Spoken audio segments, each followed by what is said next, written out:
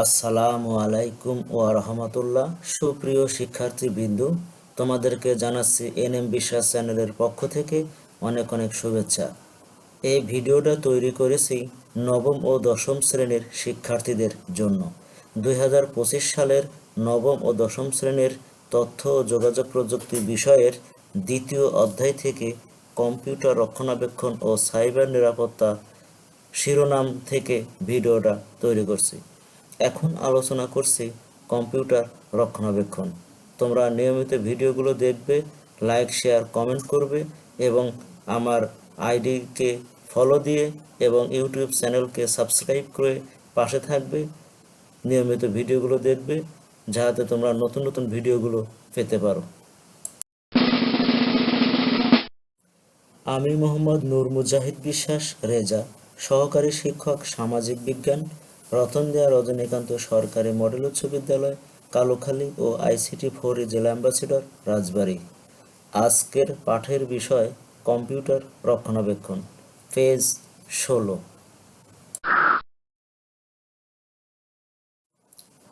শিখন ফল। এই পাঠ শেষে শিক্ষার্থীরা কম্পিউটার রক্ষণাবেক্ষণ বলতে কী বোঝায় তা বলতে পারবে, কম্পিউটারের রক্ষণাবেক্ষণের প্রকারভেদ বলতে পারবে, কম্পিউটার রক্ষণাবেক্ষণে সফটওয়্যারের গুরুত্ব ব্যাখ্যা করতে পারবে। কম্পিউটার রক্ষণাবেক্ষণ।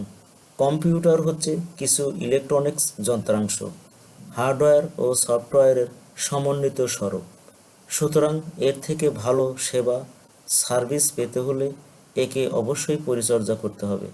বাইরের বিভিন্ন নিয়ামক যেমন আর্দ্রতা, তাপমাত্রা, বিদ্যুৎ ক্ষেত্র, চৌম্বক ক্ষেত্র, ধূলিকণা, ধোঁয়া, পানি ইত্যাদির প্রভাব থেকে কম্পিউটারকে রক্ষা করতে হবে।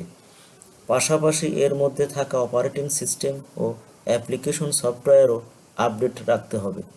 কাজেই কম্পিউটার রক্ষণাবেক্ষণ বলতে কম্পিউটারকে কাজের উপযোগী করে ভালো অবস্থায় রাখার প্রচেষ্টাকে বোঝায়। কম্পিউটারের রক্ষণাবেক্ষণের প্রকারভেদ। কম্পিউটারের রক্ষণাবেক্ষণ দুই প্রকারের হতে পারে, যথা: 1.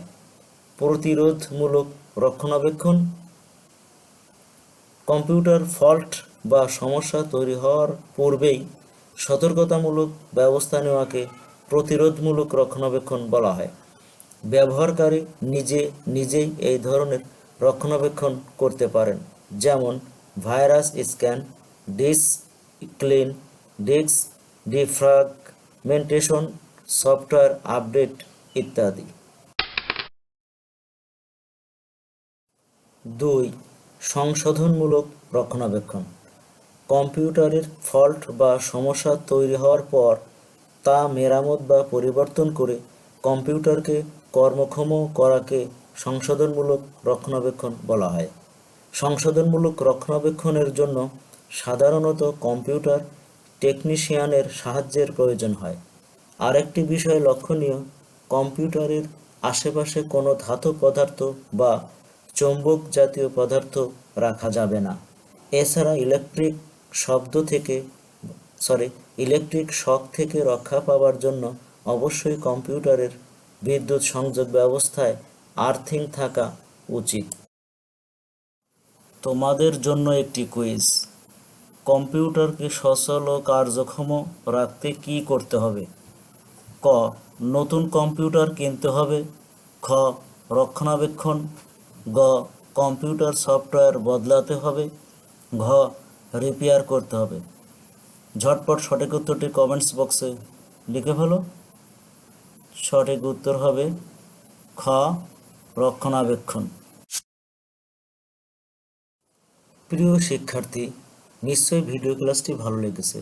ভিডিওটি ভালো লেগে থাকলে কমেন্ট, লাইক, শেয়ার এবং ফলো দিয়ে আমার চ্যানেলের সাথেই থাকবে এবং পরবর্তী ভিডিও দেখার আমন্ত্রণ জানিয়ে এখানে শেষ করছি।